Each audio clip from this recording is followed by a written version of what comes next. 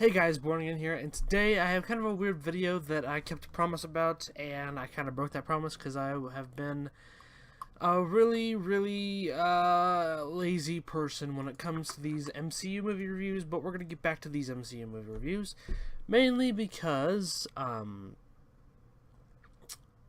basically, I said I was going to do MCU movie reviews, and I haven't been doing them that much.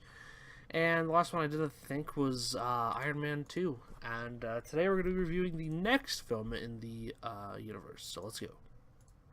So what can I say about Thor that hasn't already been said? I think, personally, that Thor is a criminally underrated movie. In my movie review, or in my movies ranked of the MCU, I said that Thor 2 is better than Thor 1.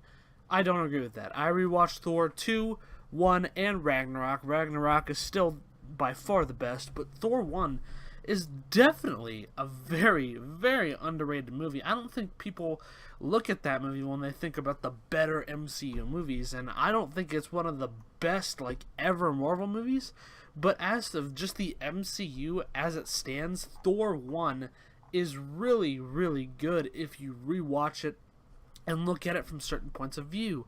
I really like this movie because it gave us so many things that we could expect to see in the future.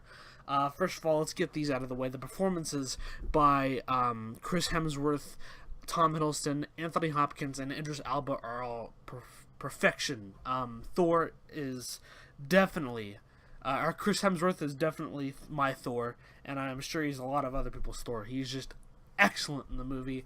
Anthony Hopkins always does a good job. Tom Hiddleston is the magic and the miracle of this movie because he has been introduced in this movie as the best Marvel villain. People say it's Killmonger. I'll get into Killmonger in my Black Panther review and why I think Killmonger is a little bit overrated. He's a great villain, don't get me wrong, but he's just a little bit overrated.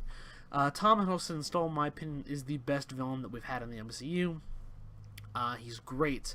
Anthony Hopkins, great. Natalie Portman, not so great, but we'll get into the negatives here in a little bit. The reason why I like Thor so much is because it really shows you the extent of what Thor could be and why he has to get his powers back, and just the coming of age story of him getting his powers back and everything he has to do to prove that he is worthy. Really, it really gets everything going, and in my opinion, it's a really good thing. It's got a lot of great action. Kenneth Branagh did a really good job with this movie. The action is top notch in my opinion, and at least in my opinion. Most of the casting is great. That's a plus. This is just overall a very underrated movie. That fight with Loki at the end is just worth the price of admission itself, I would think. Stellan Skarsgård, I forgot to talk about him. He's great in the movie. And yeah, it's just a great movie. Now, we can here get into the negatives of the movie. There are a couple. First off, I would like also a positive is the Warriors. The Warriors 3, I think is what they're called. I think the negatives of the movie, we have to point out the biggest negative, which is probably Natalie Portman. I do not like her at all in the Thor movies, so I was really glad that they got rid of her in Ragnarok by saying that he broke up with her. I did not care for her performance at all. Neither did I like Kat Dennings' character in here. I thought they were the weakest points of the movie, in my opinion. And then some of the tone is kind of a little bit all over the place at times. Not all the time, but at times. And there's a couple throwaway scenes that really don't need to be in the movie.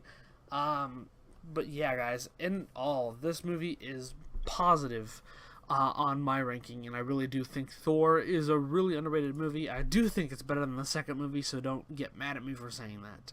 So what do I rank this movie as? I gave Iron Man 1 a 10 out of 10. I gave Incredible Hulk a 7 out of 10. I gave Iron Man 2 a 5 out of 10. I'm going to stick with the same rating I gave Incredible Hulk. So I'm going to give this movie a little bit of an edge, though. I'm going to give Thor a 7.5 out of 10. I do think that this is a really criminally underrated movie. It has a lot of great things that you're looking for in a Marvel action-packed adventure.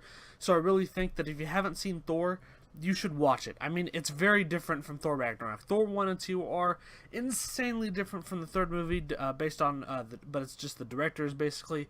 But I do have to say that is definitely, the first Thor movie is definitely worth watching.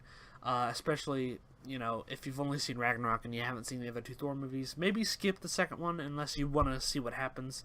But yeah, you know, Thor 1, very underrated. So thank you guys so much for watching. If you guys enjoyed my review, please like and subscribe. I'll upload a bunch of these today probably. So you're going to get the Thor review, the Captain America review, the Avengers review probably today. So thank you so much for watching. Do what you do. Please like, comment, subscribe if you want. I'll talk to you guys in the next MCU movie review. Bye-bye.